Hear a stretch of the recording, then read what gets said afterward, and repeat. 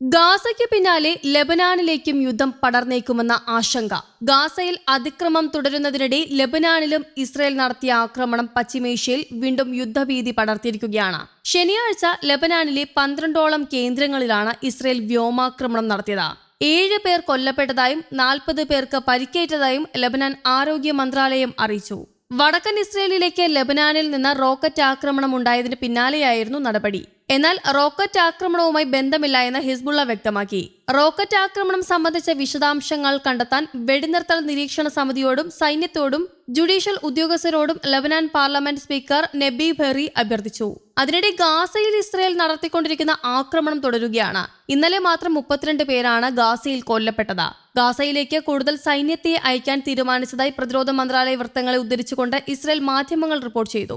ഗാസയുടെ അധികാരം ഒഴിയാൻ സന്നദ്ധമാണെന്ന് വ്യക്തമാക്കിയ ഹമാസ മധ്യസ്ഥ രാജ്യങ്ങളുമായി വെടിനിർത്തൽ ചർച്ച തുടരുന്നതായും വെളിപ്പെടുത്തി. ട്രൂമാനു പുറമെ പുതുതായി കാൾ വിൽസൺ യുദ്ധക്കപ്പൽ കൂടി പശ്ചിമേഷ്യയിലേക്ക് അയക്കാനുള്ള അമേരിക്കൻ നീക്കവും ആശങ്കയ്ക്ക് ഇടയാക്കി. തങ്ങളെ ആക്രമിച്ചാൽ അമേരിക്കയ്ക്ക് കനത്ത തിരിച്ചടി നൽകുമെന്ന് ഇറാൻ ഇസ്ലാമിക് ഗാർഡ് നാവികസേനാ വിഭാഗം മുന്നറിയിപ്പ് നൽകി.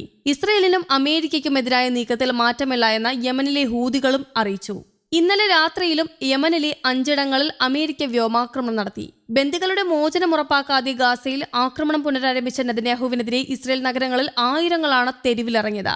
ഇന്റലിജൻസ് വിഭാഗം മേധാവിയെ നീക്കാനുള്ള തീരുമാനവും ഇസ്രയേൽ സർക്കാർ വിരുദ്ധ പ്രക്ഷോഭത്തിന് ഊർജ്ജം പകരുന്നതായിരുന്നു. അതേസമയം തെക്കൻ ഗാസയിലെ വ്യോമാക്രമണത്തിൽ ഹമാസിന്റെ സൈനിക ഇന്റലിജൻസ് തലവൻ ഉസാമ തബാഷിനെ കൊലപ്പെടുത്തിയതായി ഇസ്രയേൽ സേന.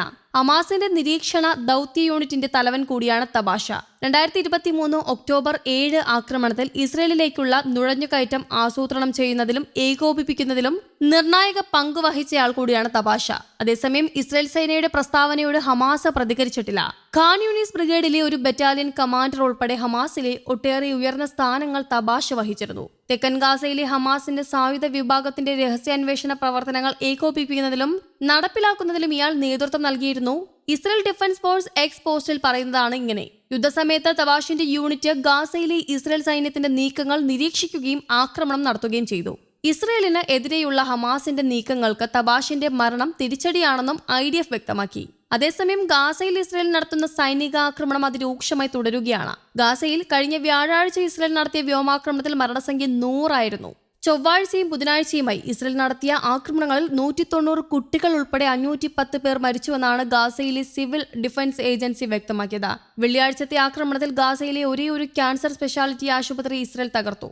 2017 നിർമ്മാണം പൂർത്തിയായ തുർക്കിഷ് പലസ്തീൻ ഫ്രണ്ട്ഷിപ്പ് ആശുപത്രിയാണ് വെള്ളിയാഴ്ച തകർത്തത്. 2023 ഹമാസ് ഇസ്രയേൽ യുദ്ധം ആരംഭിച്ചതോടെ ഈ ആശുപത്രി അടച്ചിട്ടിരിക്കുകയായിരുന്നു. ഹമാസുമായുള്ള വെടിനിർത്തൽ കരാർ അവഗണിച്ച് വീണ്ടും ആക്രമണം തുടങ്ങിയ ഇസ്രയേൽ സൈന്യം കഴിഞ്ഞ ദിവസം ഈ മേഖല തിരിച്ചുപിടിക്കുകയും ആശുപത്രി തകർക്കുകയുമായിരുന്നു. News desk Kerala Kaumudi.